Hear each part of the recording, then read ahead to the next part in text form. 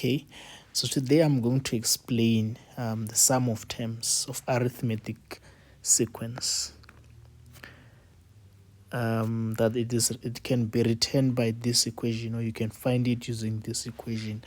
What most students don't really understand is how do they get to this formula, because most teachers don't also do justice in terms of explaining properly how you derive this formula.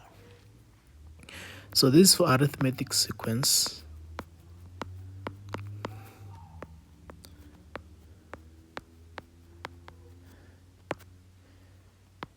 Okay, so let's start.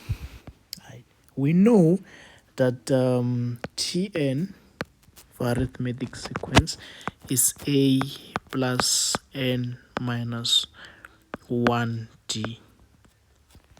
Right, so we know this. So this means that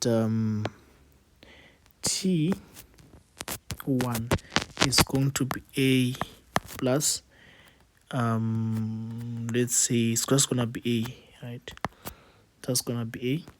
Then T2 using this formula is going to be a plus d. Then T3 is going to be a plus 2d. And I'm just using this formula that we're very familiar of. So what are we going to do? To find the sum, what does this mean? This means that if these are the terms of an arithmetic sequence, this means that the sum of arithmetic sequence n is going to be a plus d plus a plus 2d plus a plus 3d. But then all of these terms up until n, the last term is going to be a plus n minus 1d. I just substituted n where there is n, basically. So that will give us the last term, which is tn, right? So these ones will be your t1, t2 up until t3, or up until t4 in this case. That one was going to be tn. So this is your first equation. And then the second equation, you are going to start from the last term and then you go to the first term. So sum of n is still going to be, the last term. So now you have a plus n minus 1d as the first term, right? As the last term. So you're starting from last and all the way to the first term. Plus a plus n minus 1 minus 2d, right? Plus, then if you keep doing this, you will end up with a plus d and then plus a after doing this. So this is just going to be the reverse of the first one, when you start from the last term all the way to the first term. So now you are going to add term equation 1 and 2. So remember, this is your first equation, that will be the second equation. Okay, so now what you come to realize here is that when you add this term, let's say you add, we just change a color here. Okay, so when you add this term here, so you're going to add term by term. So you're going to add this term. What do you see when you add this term? So if you add that term, you're going to have a plus n minus 1d. This becomes 2a. This becomes 2a plus n minus 1d. Right, then what happens when you add this one here, this one here, these two here? If you add those two, what do you see?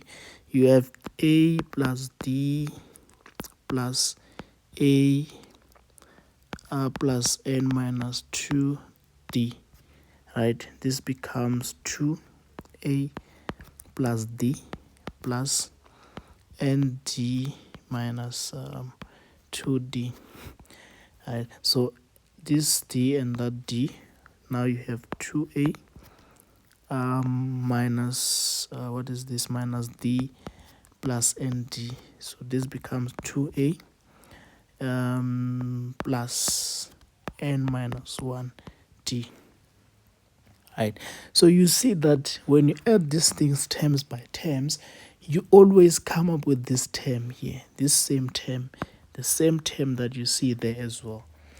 Even when you do this last one and that one, you still get the same thing.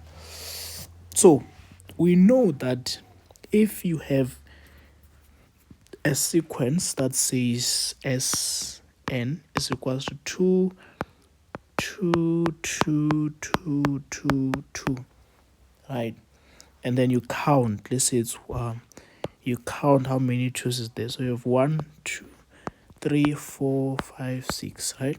To get the sum is the same as saying 6 times 2, which gives you what? Which gives you 12. Because this 2 repeats 6 times. So basically, that gives you the sum of these terms. Even if you were to add them, so you're going to say 2 plus 2 is 4, plus 2 is 6, plus 2 is 8, plus 2 is 10, plus 2 is 12. So you will always get this relationship as long as these terms they repeat. So it means that, therefore, since these terms they repeat, it means that the sum of, so obviously we have 2, we have added the top and the bottom, so we're going to have 2 Sn is therefore equals to n times 2a plus n minus 1d, because these terms they repeat n times. So to find their sum, you would multiply by the n time, the same concept you are doing here, because here you had 6 terms, you multiply these 6 terms by the 2 that repeats. So even here, this term it repeats, so you're gonna say n times this term that repeats, because it repeats, so you have n number of terms.